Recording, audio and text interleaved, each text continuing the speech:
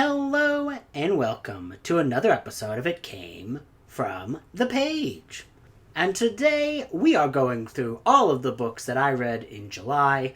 There were quite a few books. Now, was July a good month? No, not at all. July was a very bad month. Nothing much good happened. Although, I did start a Patreon and I got quite a few patrons, so that made my month. But I did get some good books read, so we might as well go into that. We're doing, like I used to do, which is the ranking of all the books I read from worst to best. And let's just get into it. Starting off with The Woods Are Dark by Richard Laymon. By far the worst book I read this month, although it's really hard to pick between the other Richard Laymon books I read, because the one that's right up next to it, that's Dark Mountain by Richard Laymon. So I don't want to talk about these too much because I'm currently in the headspace of trying to forget they ever existed. And also, I've already talked about them in a vlog, so if you're interested, go watch my Richard Laymon vlog. So those two are there. The other Richard Laymon book, though, has made it farther than you would expect. So The Woods Are Dark and Dark Mountain, those are at the very bottom. I think Dark Mountain is not super terrible. It's like a fine but really trashy read. The Woods Are Dark, I just really did not like it at all. So those are those two. Next up is a novelization I read, which is Halloween Kills, the official movie novelization. Now, I do not like the movie Halloween Kills. It's very, very bad. But I do like the writer of the novelization, Tim Wagner. So I wanted to check this out and see what happens when a writer you liked writes a novelization for a bad movie. And it certainly is much, much better than the film itself. And I liked it like so much more than the movie Halloween Kills. But it still is very clearly... Claude is just getting in the way. Hello, Claude. Nice to see you. Don't show your butt off to the folks at home. They don't want to see that. That's for your Only Pause account. But yeah, so Halloween Kills as a novelization, it was so much better than the movie, but it's still not especially good because it has the same source material as the film, which is a script that is not very good. So if you like the movie, you will definitely like the novelization. If you hated the movie, you might also kind of like the novelization because there is some stuff that it brings to the world that makes it a little bit more palatable. Next up, I was starting Garb August early, near the end of of July, and I decided to start by reading a few Mass Effect novels, which is a video game series that I love, in a world that I love. So I thought, what are the novels from Mass Effect like? And this is the one that's the lowest of the three that I read was Mass Effect Ascension. Now, this is the second novel in the trilogy that I read. Now, this book is not terrible by any means. Its plot is just not as well thought out as the other two, which you'll actually find much, much higher on this list. It's mainly a case of it introduces some elements that are very contrived. So the plot of this is like people are being hunted, and the way that the hunting works is all super contrived. Like everything seems to work out exactly at the right point. And sometimes you can go like, I can suspend my disbelief, but there are moments where I'm like, this character should have had this information, so this plot should not have been how it is. But the character stuff, so the plot is not super good here, but the character writing is still quite good. So it's one of those interesting books where it's like, the plot is kind of bleh, but the character writing is strong, therefore I still liked the book. So from here on out, we're just going through books that I actually did like. So anything else aside, I did have a pretty good reading month in terms of not hating too much stuff. So next up is The Traveling Vampire Show. Yeah, bitch. Richard Laymon made it up all this high up. And I liked The Traveling Vampire Show. Now, oh my god, a kitten is like attacking my feet right now. Ow. I wonder... I will never read The Traveling Vampire Show again. It's not going to happen. But I do wonder if the fact that I read it at the end of a Richard Laymon, vlog is why I like this so much, because Katrina was like, oh, I'm gonna go read this, and then she hated it, and if she would have asked, I would have said, oh, Katrina, you don't read it, because like for me, I was just like, oh, this is like a sleazy Goosebumps book for like 3/4 of it, and then the last quarter is terrible, but it happens, and it's full Richard Laymon. So I still do think that there is some decent character writing in here, and I think he captures the mindset of adolescent boys well, because Richard Laymon, I don't think, ever got out of that mindset. Get them. This kitten is like attacking me. Drew, Bert, why are you attacking me? Why are you attacking your daddy? This guy is going to go up for adoption soon, and I'm going to miss him. Although, I don't think my socks well, because I think you tore holes in all of my socks. Ow! Why are you doing this? Why are you biting me? Anyways, sorry.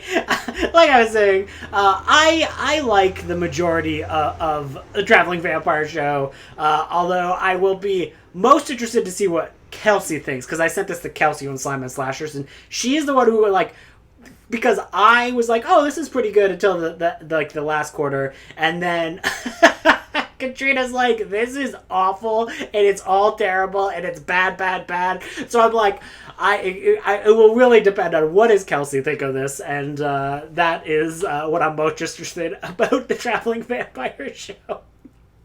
Don't read Richard Laymon. Next up is a Goosebumps book, because I don't know. I read a Goosebumps book. The Horror at Camp Jelly Jam.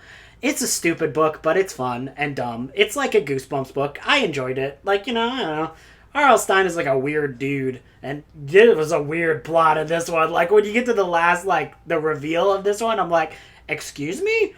Okay, R.L. Stine. Okay, but you do you, I guess. It was fun though, and wild, and I didn't hate it. It's just, it's a Goosebumps book. Next up is The Forgotten, and I actually buddy read this with Alex the Bookubus, and I think the book is this high up because I liked buddy reading it with her more than anything. The Forgotten is like a very much like a old school paperbacks from hell, although like it's not particularly skeezy, which is kind of nice. Like this is one of those ones that I think you could read whenever. Like there's not a whole lot of controversial things happening in this particular book, so it is kind of one that it's like it reads super quick. This is by Stephen R. George. I've never read any of his other works, and I really like the way this is read. There is actually some half decent character writing in this. I just think it's like it's kind of just like, oh yeah, this is just a solid 3-star read. Like, there's not much to this book. It's like this lady, she goes into this big old fancy apartment building because she lived in the suburbs and there was evil children and then evil kids killed her family, so she's like, I gotta go live in this old apartment building. And it's like, the whole part of the book is like, you can't run from your fears. I'm like, all right, Stephen R. George. And that part was a little like, ugh, whatevs. But I did like that there was like a lot of fun action near the end of this, and there were some brutal kills. Like some of the kills of this, I was like, damn, because like it reads so kind of relaxing for most of it, and then like a wild kill happens. So I was like, oh, I liked it. It was fun. It was fun. I mostly enjoyed this for the experiences of reading it with Alex. And, of course, if you haven't read Alex the Bookubus, you're missing out. She's the best. Next up, one of many Warhammer books. I was actually planning to not read any Warhammer books in in July, but it ended up me needing some comfort reads, so I read a few. This is The Primarchs, which is a collection of 4 novellas. I actually started to read this earlier in the year, but I only read the first novella of this and I left the last 3, so I came back and I finished the last 3. I think 2 of the novellas are awesome. One of the novellas is pretty good. The last novella is just I kind of find the Lion a little bit unless he's being written in the modern day, which is just very weird, because that's a character who, like, in the era of this writing, this character called the Lion, he just kind of sucks. But in the modern day, they do some fun twists on him, and he's an old man, so now he's like more interesting. But that's neither here nor there. The first and the last novella in this are absolutely great. I just don't know how to... I put it here because I just really didn't know how to rank it in terms of trying to figure out where overall I would put this. It's kind of hard when it's like a novella collection and 2 are amazing and the others are fine, but nothing to write home about. Next up, another Warhammer book. This is Deathfire by Nick Kime. Now this is a book that has like pretty, like I like this book, but it's pretty one note in terms of its characters. This follows a group of like characters called the Salamanders, and they're very much like, we are the good guys, even though they're not. They use flamethrowers and they kill people, but they think of themselves as good guys. And like in terms of characters in Warhammer, they are the gooder guys because they actually care about humans and looking after people. So that's one of their big things. But like this is all basically like a travel of them trying to take a person to another planet that they have to go through this crazy storm. So it's like, it's basically a travel book through this horrible space storm that a bunch of demons come in and just rampage throughout the ship. So like it's not super in-depth at all, but like the action is fun and there's some fun characters, and at the end there is a bunch of dragons that fight tanks. So like, I don't know, I'm sorry, I don't know what you want from me. I like dragons fighting tanks. Dragons are like, Wah! And they eat all the tanks. And I'm like, hell yeah, yo. Next up is the Halo book, which is, again, I was trying to get some prep in early for Garb August. It is very funny because so far in Garb August, everything that I didn't read ahead of time, I pick it up and then I unhaul it because it's bad. So I might have made the weird mistake of reading the only few good video game novels. But anyways, this is Halo, Hunters in the Dark. This is actually written by Peter David. Peter David, I mostly know from comic books. Great comic book writer. He's also done like a whole bunch of Star Trek tie-ins. This was just great. It's like this aliens and these humans have like a joint task force and they have to go to a place and they fight a bunch of monsters and there's something deeper going on, and it's just fun and silly, and the character writing is actually pretty good, and there's some awesome action and some awesome monsters. And I always love when there's like aliens and humans working together to achieve a goal. I just find that's very fun, and especially in the Halo universe that really works. Next up, another Warhammer book. This is a short story collection, Tales of Heresy. Now, this one has 2 amazing short stories. There is the final 2 short stories in this collection are some of my favorite Warhammer stuff that I've read ever. So that's kind of why this is so much farther ahead than some of the others, because realistically, it's kind of like,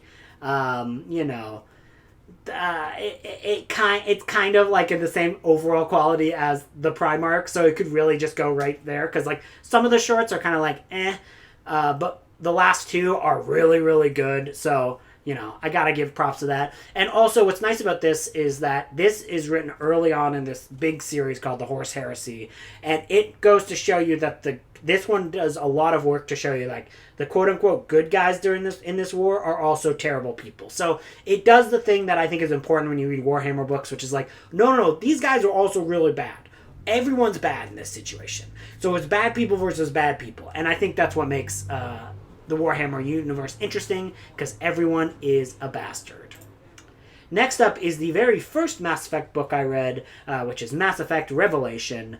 This is a prequel to the very first game, and it is super fun. There's some awesome action in here. There's some good character writing, and when it really goes full all in on the alien aspects of the Mass Effect universe, this book rocks. So I had a lot of fun with this, and I would definitely recommend this if you're a fan of the Mass Effect video games.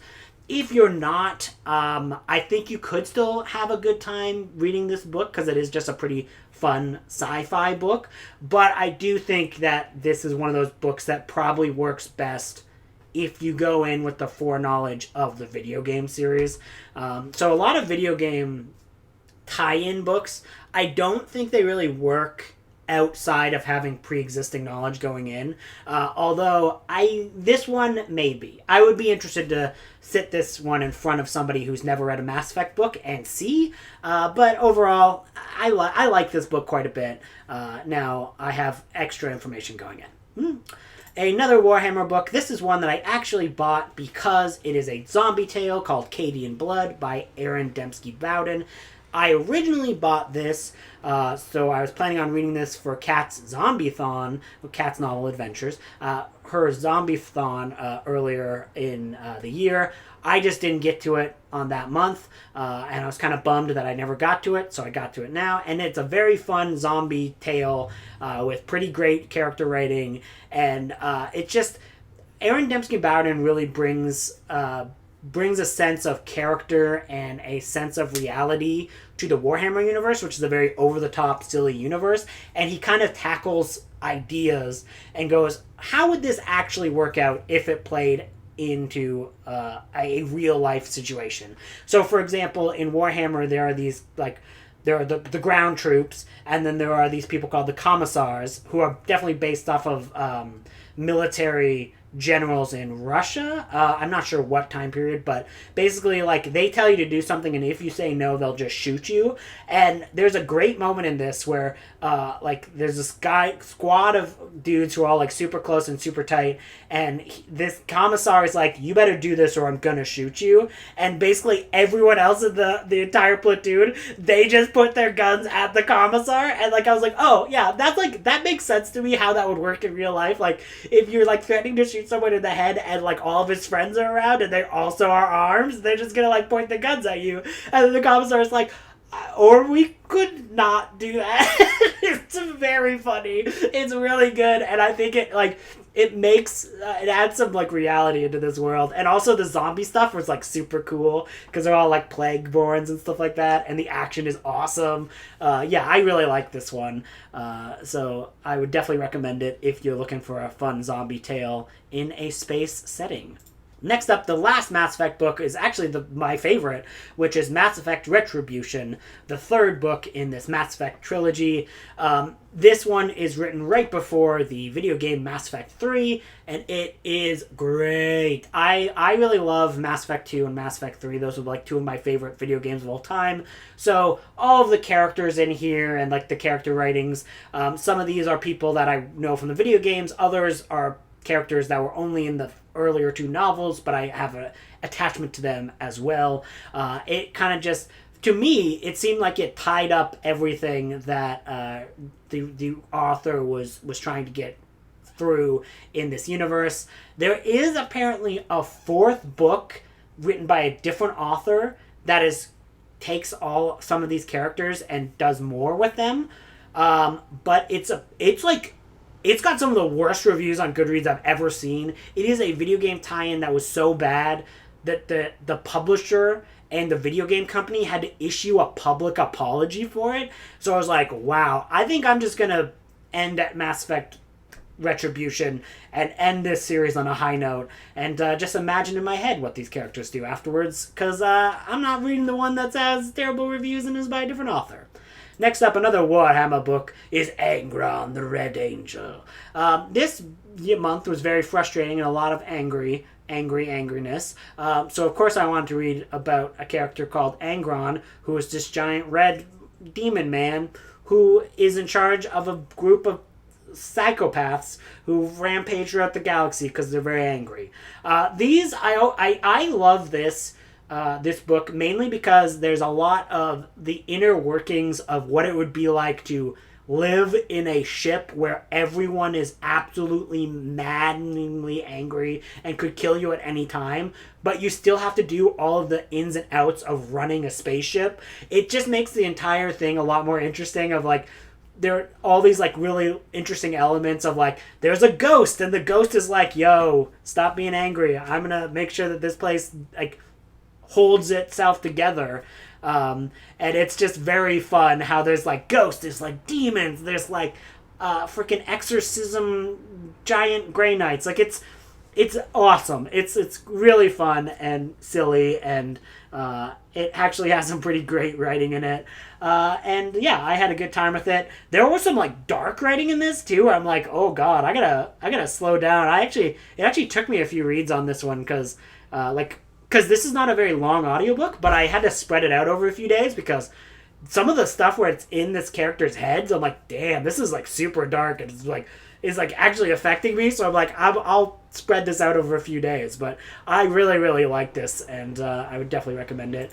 Next up, The Crusades, the authoritative history of the War of the Holy Land. So this is a nonfiction book that I finished at the very start of the month that details everything about the Crusades, which is basically a bunch of the it's very complicated, but just say a whole bunch of people try to invade the Muslim world because the Muslims have Jerusalem, and it is a event that is super complex. There's a whole bunch of crusades.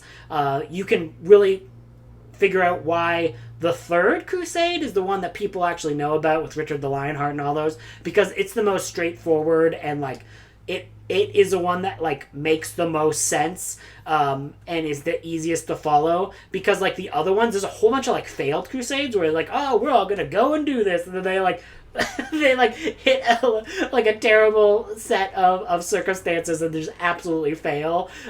So I really liked hearing the inner workings of this. The only reason this isn't higher is because it can get really, really hard to follow the amount of ins and outs of what it was like in the Crusader states, and it's really complicated. So if you're a person who's like a history buff, like just be warned, like this is a history book. So it's great. It details everything. It also goes into the ramifications of the Crusades, how the Crusades are still being brought up in the modern day, and how certain characters who are in the Crusades are still being used to enact violence and holy wars. So really interesting. I really, really like the book. It just can get real complicated in the middle.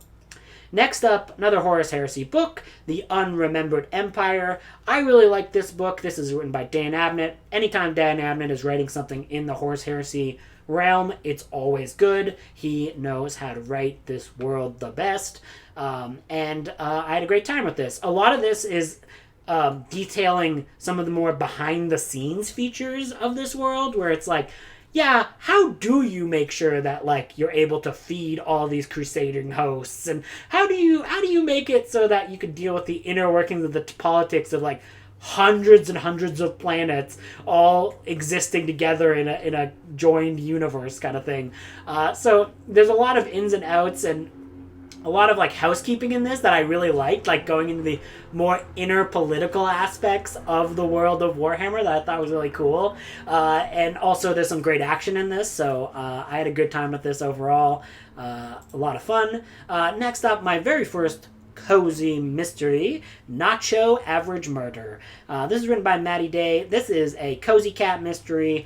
I love this. This is actually number 7 in a series. I didn't know that going in. I feel like you actually feel more like it. I think for like a cozy cat mystery where it's basically like people just getting food, having drinks, and doing light mystery solving. It doesn't really matter if you've read all the books before that. It just makes the characters feel like they are more real because they have more lived in experiences where they can be like, oh, this reminds me of a thing that happened to me like last year or something, and I'm like, I can still get what's going on in there. I can get the context, and it actually makes the world feel a little bit more real if you're just hopping in and hearing all these ins and outs. There is a cat called Perito. I love the cat. He's very pretty and handsome. He doesn't do a lot, but what he does is pretty good. And there's some really good emotion stuff in here. Like I said, a lot of eating, drinking, and a lot of a touring of Santa Barbara, California. And it just made me really want to visit Santa Barbara because it sounds beautiful and amazing. And there's also like This is, I like this because it's a cozy cat mystery, and it's cozy, but it also doesn't, like, pretend like the world is just fine, right? There are references to people who are suffering homelessness. There are references to the ongoing wildfire crisis in California. So, like, this is a coziest mystery, but it also doesn't pretend like the world is all just sunshine and roses. So, really like this. I will definitely be reading more of Maddie Day's work in the future. Next up, we're getting to our 5 stars. I actually have 1, 2, 3, 4, 5 stars this month. Yeah. This one, first up, Queen of Teeth by Haley Piper. I read this for the Weepa Book Club, which is hosted by Katrina from Katrina Brown, who's already been mentioned. I won't get into this too much because I talked about it all on that live show. So I will just link that live show in the thing. Needless to say, I love this. I loved everything about it. I cannot wait to read more Haley Piper. Then I finally got to episode 13, which was a big book for everyone in the booktube world. Earlier this year, I was just behind. I listened to this on audio. The audiobook was exquisite, was really well done, and I absolutely loved it. So I think that the way that this audiobook is put together and displayed made me more invested in this as a whole. I don't know if I would have liked it as much had I read it, physically. So I just think this is one of the best audiobooks I've ever heard, which is basically this idea is that this group of investigative people who have this like ghost show go to this haunted house, and haunted house shit happens. And I just thought that the characters were all really interesting and really compelling in this. The ending really hit me hard. I thought there was a lot of really good emotion at this end of this book. And then just the audiobook was great. I love how the ghosts hate cops. That's, what else can you say? Good on the ghosts. I really like this. Yeah, this is really good. So episode 13, highest recommendation. You've probably heard about this from other people though, so not that surprising. Next up is Mayfly. Oh my god. This is another one that has become a booktube darling, even though it just came out in June. But everyone I know and love has read this and has been raving about it, and for good reason. This book is awesome. Mayfly is great. There is a lot of American Psycho vibes going in this. Basically, the plot of this is that a lady who plays Elsa from Frozen at a Disney park. They don't say any of this. They have to go around it, but it's very clearly Elsa from Frozen. But she is kind of slowly losing touch with reality and unleashing her murderous aspects. A lot of rage in this that are really powerful and reads really well. There is a lot of amazing sequences in this. The only thing about Mayfly, which isn't even a criticism, but it's just like I think that I'm not well read enough to fully get everything this book is going for, because I believe with Mayfly there was a number of touchstones where when Maeve is going through her downfall and ascension into full serial killer mode, she references very specific books, and then the writing style of the book changes, and I believe that the writing style of the book reflects the works that she is saying is like her statement of how she's living life now. And I think that there is a number of transgressive books from the past mentioned here that she said, this is how I see the world now.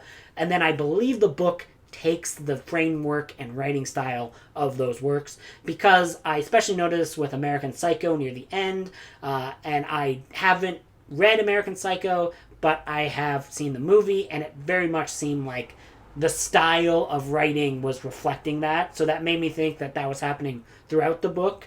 So this is not a criticism. It works super well, even if you don't have that well-read atmosphere. But it did make me want to get some classical transgressive literature under my belt and then maybe reread this to see if I can't get an even better experience with it. Next up, I did not expect this. A Horus Heresy book made it this far up. Normally Horus Heresy books are just hanging out in the middle, but this book hit me so hard. This is Pharos by Guy Haley. And this is basically just the worst things happening to humans and them dealing with it. And there's like a really strong friendship in this that like hit me hard, and like a lot of the character writing just hit really really hard about this book, and just kind of like adopted my overall ethos of life, in that like the universe is a bad, terrible, uncaring place, but that doesn't mean you have to just bow down to it and become the evil shit. You can be better and exist in happiness through the power of friendship and like fighting for what's right and living life on your own terms. The universe is vast and uncaring, but that doesn't mean you have to be. And yeah, it just hit. It just hit. Like me reading this book, I was like, damn, this is just hit every emotional center I needed at that moment. So really, really liked Pharos. And the only thing that's beating it, which is like, they're probably like right near the same, but this is another nonfiction book I read, which is Raw Dog, The Naked Truth of Hot Dogs by Jamie Loftus. This book was outstanding. I am a vegetarian. I don't even eat hot dogs. I eat veggie dogs, of course, but I'm not a hot dog eater. And she is detailing the history of hot dogs, and then she's also detailing this amazing road trip where she goes and tries all of these hot dogs, and it's also like this relationship that she's in falling apart during the pandemic, and it's funny, it's sad, it's impactful, it's perfect. Raw Dog is one of the best books I've read this year, and I loved it. I know Jamie Loftus because she does some podcasting. I don't know her personally, but I have friends in common with her. But she is extremely, extremely funny in every podcast I see her on, and it works in the books. So she nails it. This book is amazing. I absolutely love Raw Dog. Yeah, that was my month. What did you read this month? As always, I'll have my descriptions. In the description, I will have a link to my Patreon. And that is all. Hope you guys have a good day. Goodbye.